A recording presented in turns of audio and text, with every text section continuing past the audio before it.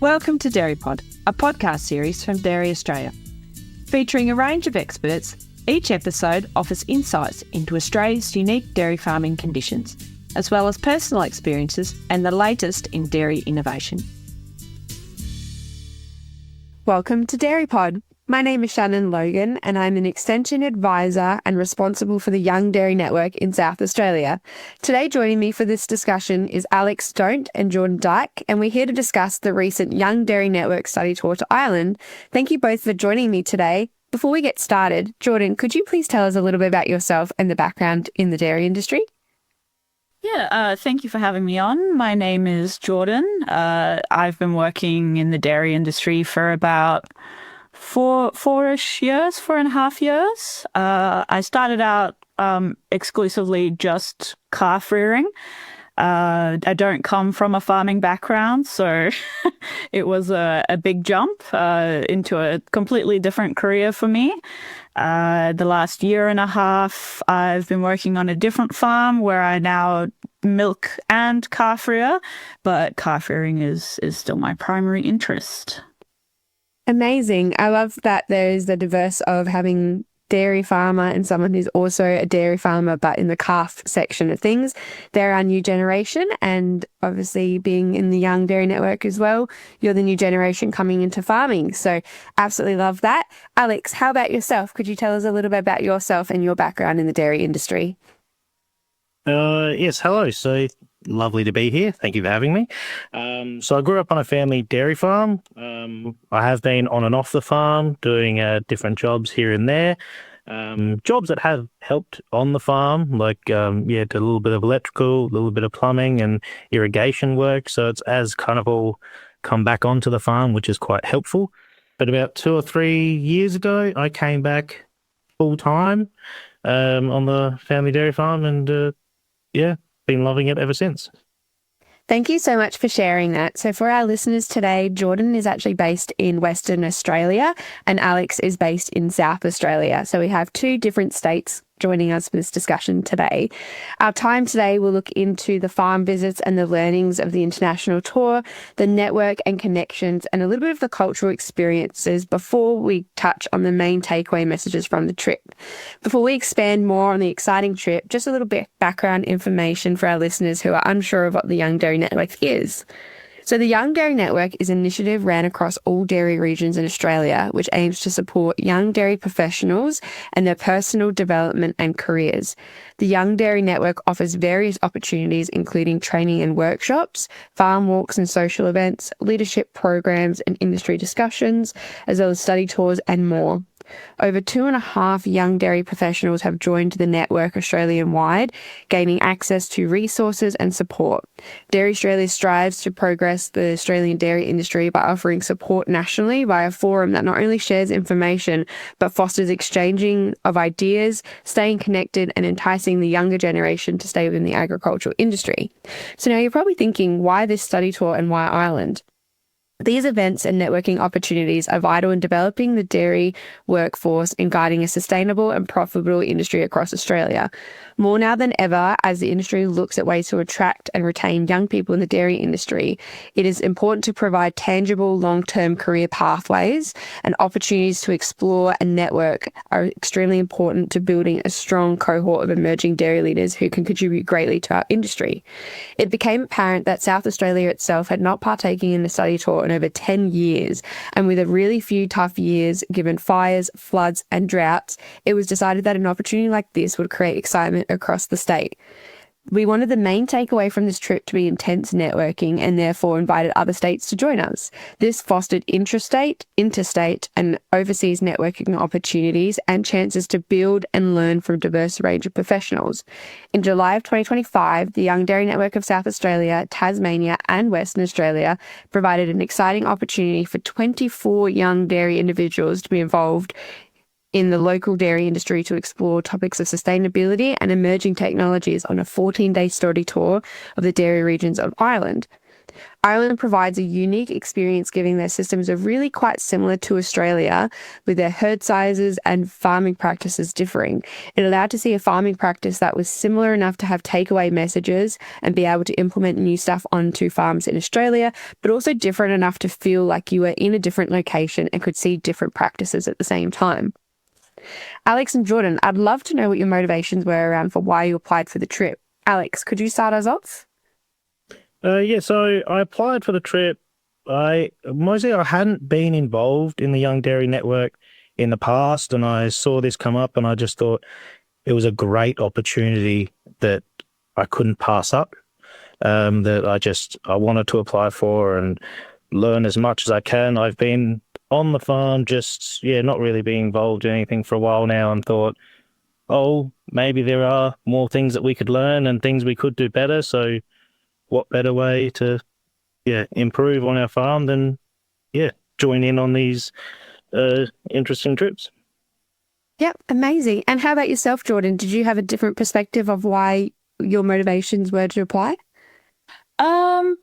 Mostly similar. I just thought it would be a fantastic opportunity to learn and grow, especially coming from the perspective of not coming from a farming background. I thought that maybe, I could quote unquote catch up a little, learn more, and taking what I learn and speaking to my boss and hopefully trying to implement something that I've learnt was really my goal. Still working on it, but we're getting there.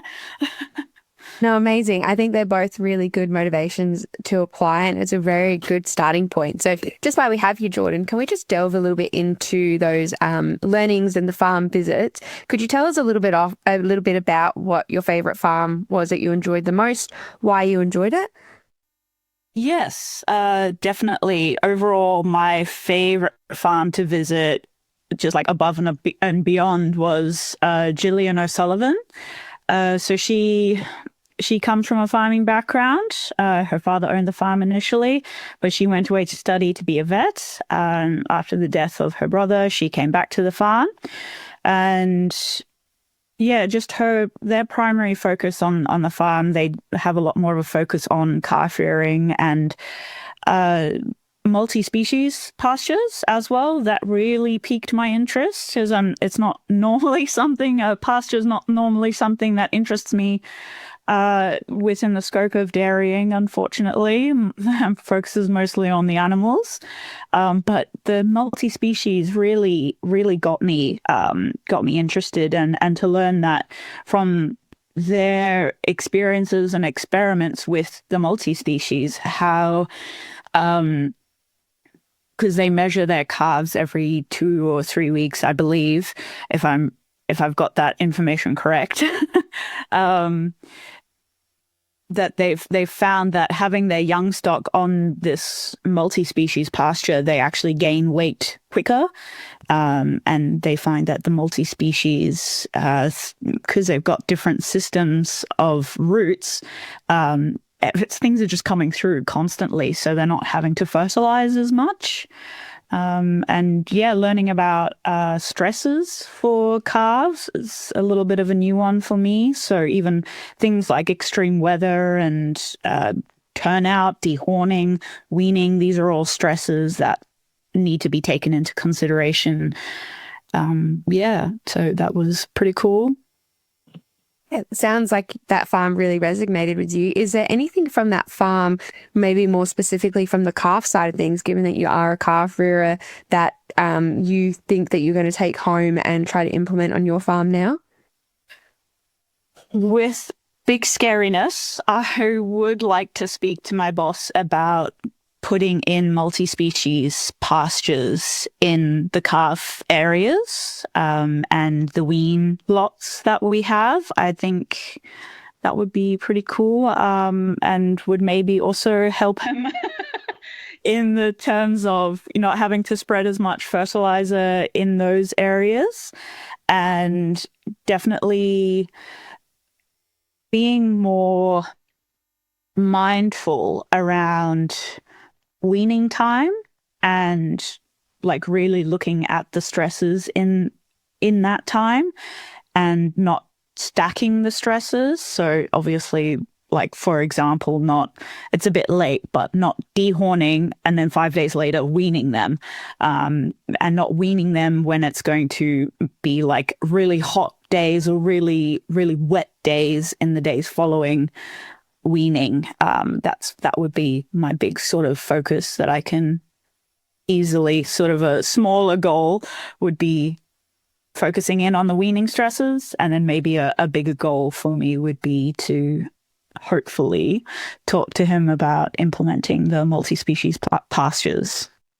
Jordyn, that sounds really amazing. I really love how you were able to have two different goals, a short-term and a long-term goal. I think it's super important to be able to set timeframes on them, which you seem to have internally. The short-term goals are just important as the large-term goals as well. So I think that's something really amazing that you've come away from. Is there any other farms that stood out to you that you could maybe mention a few little highlights from? Yes. The other farm that sort of piqued my interest was Dara's farm, learning how he converted his farm. So again, another farming family, but started off as beef farmers. His family was traditionally beef farmers, and how he converted from the beef farming to dairy farming because it was much more profitable. Was really interesting to learn. And he seems to be a little bit more of a champion for the crossbreed.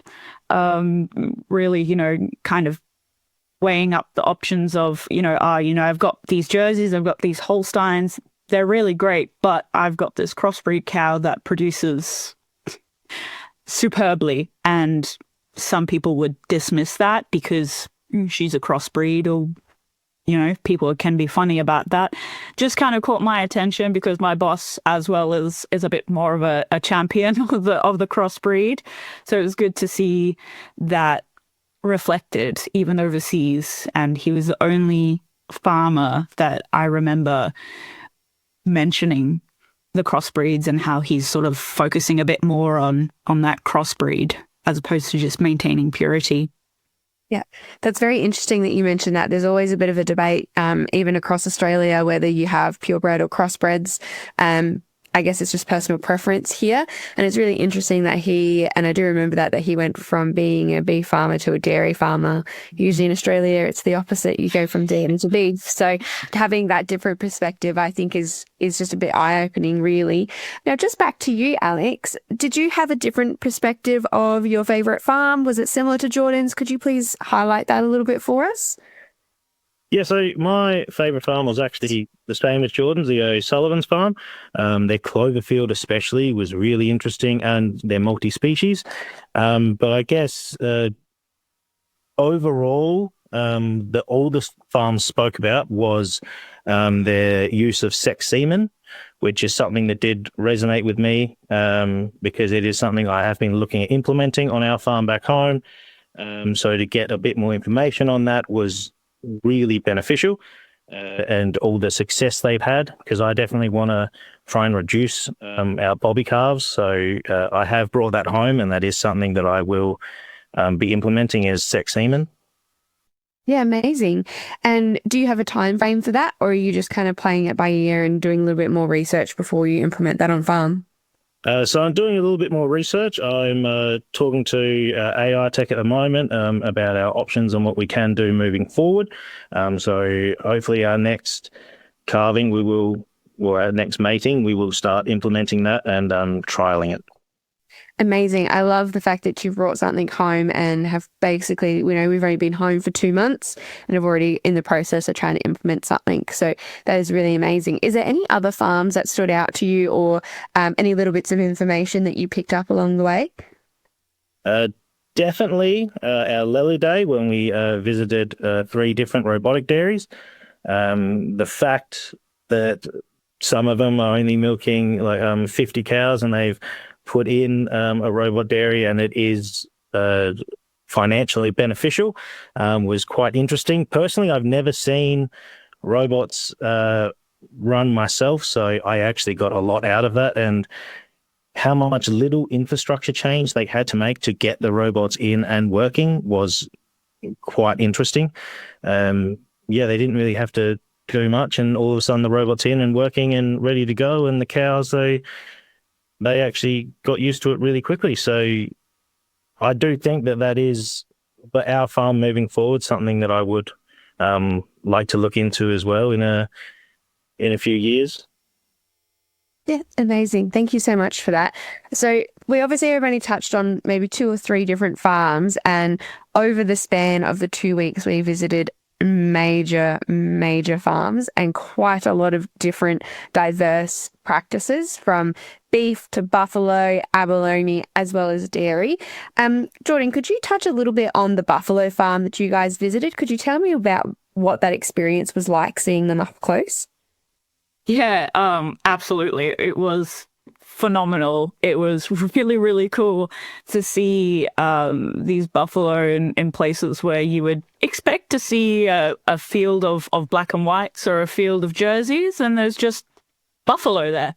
Was really cool. And to see them just coming into the dairy, because we got to see them come in and be milked, that they just have adapted to this, because I've more so, these are water buffalo, so they're from Asia, and I'm more used to buffalo from Africa, but I know that there's personality differences there, so it was really, really quite phenomenal for me to see these buffalo just coming in and doing something so domestic, and listening to the stories of the farmers and the farm, and why they decided to go to water buffalo, because for them, they weighed up the options of sticking with dairy, your classic dairy, and they decided that water buffalo was going to be more profitable for them. So they switched to water buffalo, and now they've made a niche for themselves, and away they go. And it's just amazing, and everyone's just adapted, and it's pretty cool to see. So, Jordyn, I even heard that a few of you guys got to milk a few of the buffalo, and upon arrival, you had a buffalo mozzarella burger, but the meat itself was actually buffalo meat, not beef. Alex, could you tell the difference of the different cheese and the meat, or would you have not been able to tell if no one had told you? The meat, I actually couldn't really tell the difference. It was delicious. I'm not a meat connoisseur though, so I don't think my palate is that defined. But I actually did find interesting with the cheese as well, when they make it, that the buffalo actually produces about that 8 to 10% fat, like milk fat. Which I actually thought that's. Yeah, it was a lot higher. I did think that was quite interesting. And I did get to go in and milk a buffalo, which was a learning experience, yes. But, something I will never forget. Yeah, amazing. So from milking dairy back home to coming and watching some cows being milked in Ireland to then milking buffalo, you guys also visited a beef farm and an abalone farm. Is there anything that stood out on either of those farms for you, Alex? On the abalone farm, definitely. We went down to the water, and we got to try different types of seaweed, which I didn't think I was going to be eating different types of seaweed that day. And yes, we did talk about their different options of their seaweed that they've got with the abalone, of giving out as fertilizer or putting in feed and that for cattle, which was quite interesting. Abalone themselves, they're weird little creatures. I'd never seen one alive and up close. So yes, I learnt a lot about that. It was quite interesting, actually. Amazing. How about you, Jordyn? Did you learn anything new from those 2 farms, or either of those farms? Yes. Well, with the abalone farm, like Alex, I found it really interesting that the local people in the area had to adapt to the really harsh conditions, and learnt that they could feed seaweed to their cattle, and that was a really staple source of locals in the area, to feed their animals seaweed, and that it's actually through studies we know now that seaweed can help with lactation, and more so in humans. We don't know so much about cows, but that might be an avenue for somebody out there to study. And the beef as well was really cool to see. So we got to see them on farm and then go from the farm to the shops where the meat is sold, and just to see how a beef enterprise works, how they go from, X amount of months out on pasture to last few months inside, fully housed on grain. Then they're slaughtered, and then we got to see where the meat is sold. So to be able to see the whole sort of pipeline was pretty cool. Thank you for sharing that with us. So just going now to networking and connections part of the podcast, could you tell us a little bit, Jordyn, on how your experience was traveling? It was such a big group. There was 24 of you in total, plus 3 chaperones. Could you please explain kind of how you found coming into such a big group, and obviously 3 different states in one, and then also going international? Could you tell me a little bit about how that experience was for you? Yeah, a little bit nerve-wracking at first, but it's always an easy one because we're all there for pretty much the same reason. We're all interested in dairy, we're interested in agriculture, so there's not really too much of a pause kind of a thing. We just go, how many cows do you milk? Oh, I milk this amount. What happens on your farm? Then we're all sharing stories about what goes on, or, chatting to someone else over breakfast and hearing that, they've been doing genomic testing for 3 years or whatever, and the impacts that has had on their dairy, and how they're able to more selectively choose what replacement heifers they're bringing in, and that they're able to bring in fewer replacement heifers because their cows are now producing so much higher. I was like, oh, that's pretty cool. And that was something that I learned from a fellow Australian, not from Ireland, which is pretty cool, and knowing that it's actually pretty easy to implement within a farm, that was really cool. And then Moore Park, got to chat to a couple of farmers there, just through casual conversation, learning how different the experiences of farming are. Like I had a good chat to a couple of older farmers, and they were like, so how do you keep your grass green? And we were like, irrigation. And they're like, because it's quote unquote, easy over there because they've got so much rain. I say quote unquote because they do face their own challenges. There are definitely difficulties over there that we don't have to deal with. And they were like, oh, okay, all right, cool, irrigation. And they're like, oh, do you feed silage? And we're like, yep, we do silage. But it's very interesting because, over in Ireland, there's a lot of concrete. There's a lot of concrete from their in-house cattle storage, or where they put their cattle in winter, to storing their silage on concrete. And I learnt there through that conversation that they actually have to store their silage on concrete because they're not allowed to have silage runoff. And it was a bit shocking for them to learn that over here, at least in WA, on the farms that I've been on, we don't have to have concrete to store our silage. We just store it on the bare earth. And they go, oh, what do you guys do about silage runoff? Not much. So that was pretty funny to me that, that there's just different worries and different regulations as well. The regulations over there are pretty hefty and really something that they have to abide by, whereas I think we have a lot more freedom over here in Australia, which you can say is a good thing, you can say is a bad thing. Yeah, thank you for that. How about you, Alex? Did you find some similar experiences when you were networking and connecting with other farmers? How was the experience for yourself personally? It was really good, actually. I was definitely nervous at first, But after a day or two of being with everyone there, it's you start to loosen up, and you get to know each other really well. It was good. We had a really diverse range of people on the tour.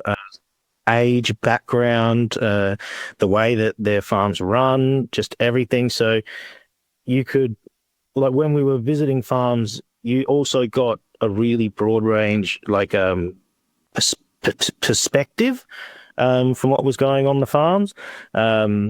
Because of obviously everyone there, they farm differently, so they all had different perspectives. It was so it was good also after we visited a farm, then talking to other people about it, because then you'd actually learn more about it, like in that way as well, which I found really good. There was a lot of the young farmers there that when we would go and visit a farm, that as we were out in the paddock, they just got on the back of cows, a few of them, and I was just like, is that normal over here? Like, that was just, and I was like, I would never think to just go out in the paddock and just get on the back of cows. But a lot of the young farmers over there just love doing that. One of the things I probably didn't expect to learn as much as I did was actually from Jordyn here, and it was a lot of Lion King musical tour fact in the bus. She spoke to me a lot about Lion King musical facts. So it was good learning about farming, but then also other aspects as well.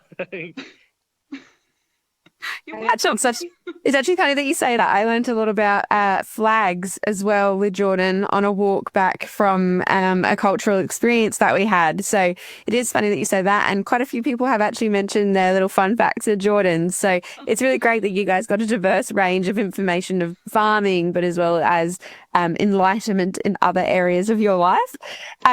Just going to the cultural experience side of things, is there something that you guys visited that you stood out? Obviously, we don't have the same type of cultural experiences here in Australia that they do in Ireland. Jordyn, was there one specific place that you went, oh my gosh, this is amazing? And what was the main thing that kind of drew you to that experience?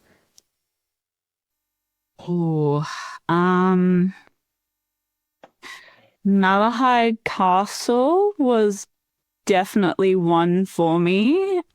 Just being able to walk through, so we did a couple of different rooms through the guided tour, and being able to see different eras and how humanity had to adapt and progress and move from sort of this almost building to protect ourselves, through to being able to expand and being like, okay, cool, we don't have to live in a dark hole. Basically, we can make more room now for light and beauty and art. Not to say that further back there wasn't beauty and art, because everyday things, to use the expression back then, a lot more care and craft went into things, and you could see the difference in the progression of the eras. Kilkenny as well. I just loved Kilkenny. Like, the whole vibe of the city was really cute. It was adorable. I think if I had to live anywhere in Ireland, I would live in Kilkenny. And just seeing how political the landscape is in not only Ireland but Northern Ireland as well, especially because we went to Belfast, obviously. So obviously it's just very political everywhere. You just see Palestine support, flags, LGBTQI plus representation, support, marches. There were a couple of protests that I got to see when we had a couple of our free days. So I got to see a couple of protests just casually spawn in front of me. Just was very interesting just to see how political the entire landscape of the country really is, and how it impacts, not just casual life, but also working life in agriculture as well. We got to talk a bit about that on the beef farm and how they kind of are operating across the border and how difficult that can be for them. Because they just come from what really feels like a very apolitical corner of the world. So that was really, really cool experience. Thank you for sharing that, Jordyn. It's a very interesting perspective that you've had, especially seeing the protests and stuff like that on your free days. How about yourself, Alex? Did you have different takeaway messages or takeaway experiences from cultural experiences? I guess I loved Blarney Castle. Mostly I got to go up and kiss the stone, which was quite scary because I am afraid of heights. But it was so cool. We went around Blarney Castle, and then all of a sudden we went down, and all the paddocks around Blarney Castle, they've got this beef operation, and so we then had a look at their beef operation there, and it's just they are so surrounded by history, and you could just go to a castle, then straight to a farm. It was so interesting just being surrounded by so much just history. I loved it. And I also got told that the beef farm that operates on the Blarney Castle is actually closed off to visitors, and no one actually gets to go on there. So it was a very fortunate experience that you guys were able to go there. Is that correct? Yes, it was very fortunate to go there. So, Jordyn, could you just please tell me what your most favourite moment of the trip was and what the most important learning was for you?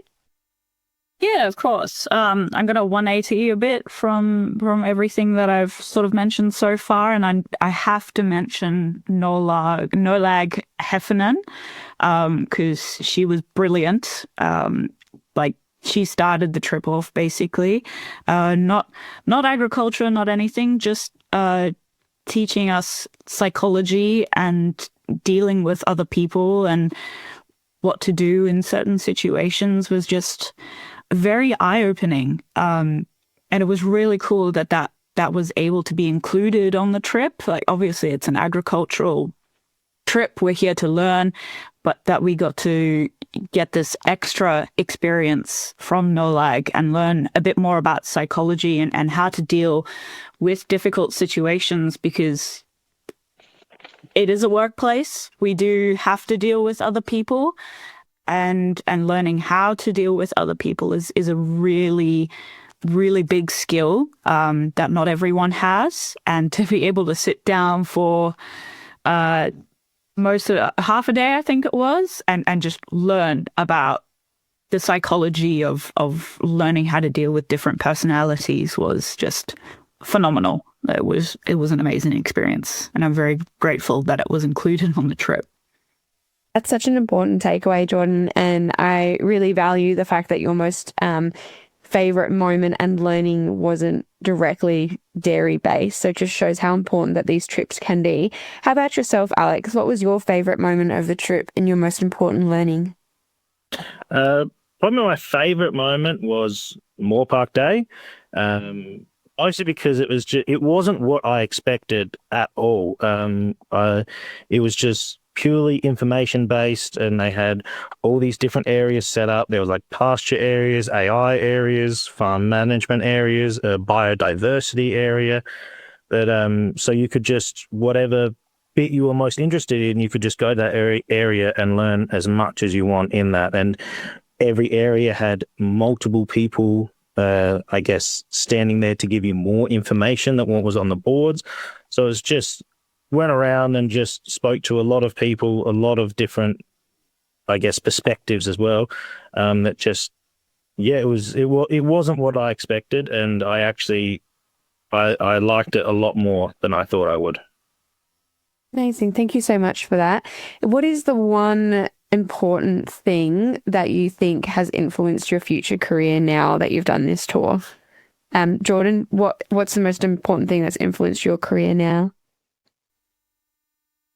It's a very big question.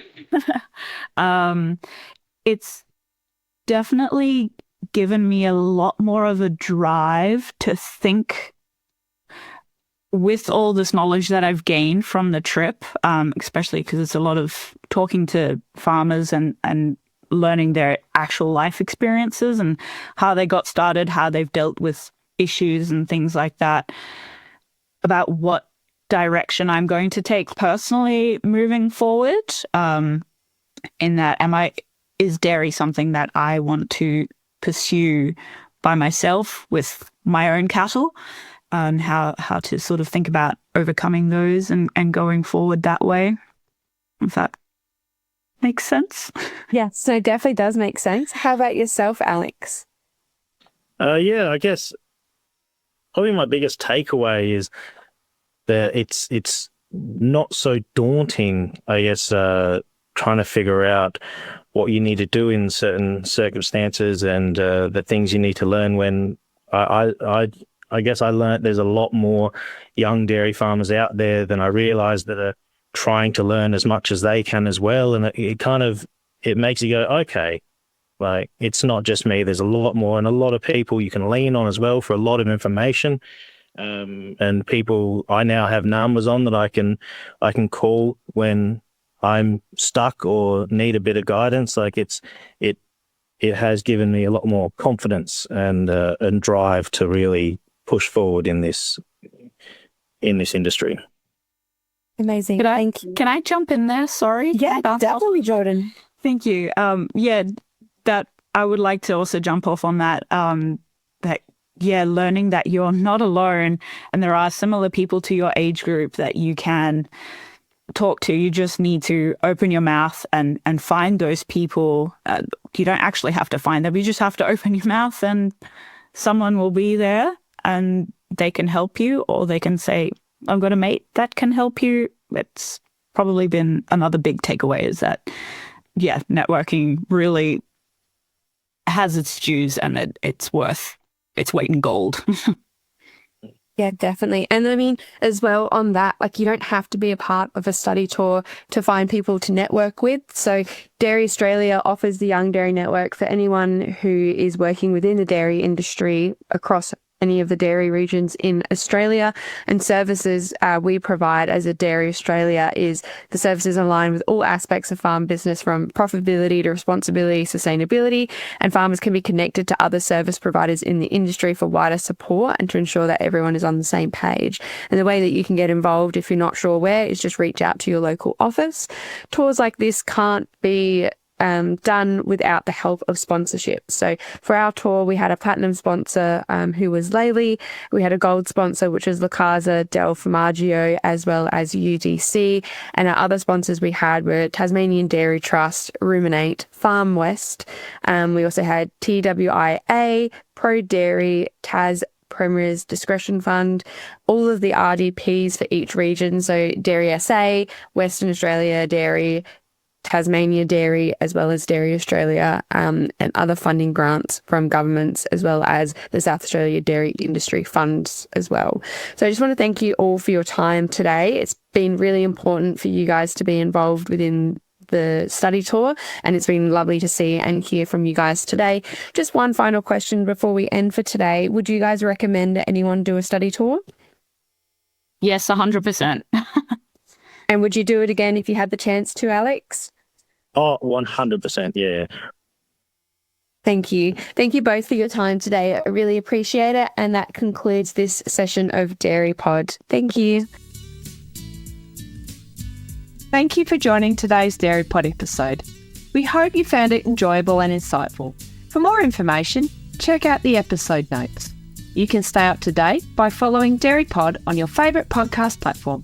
To get in touch, visit dairyaustralia.com.au. Until next time, take care.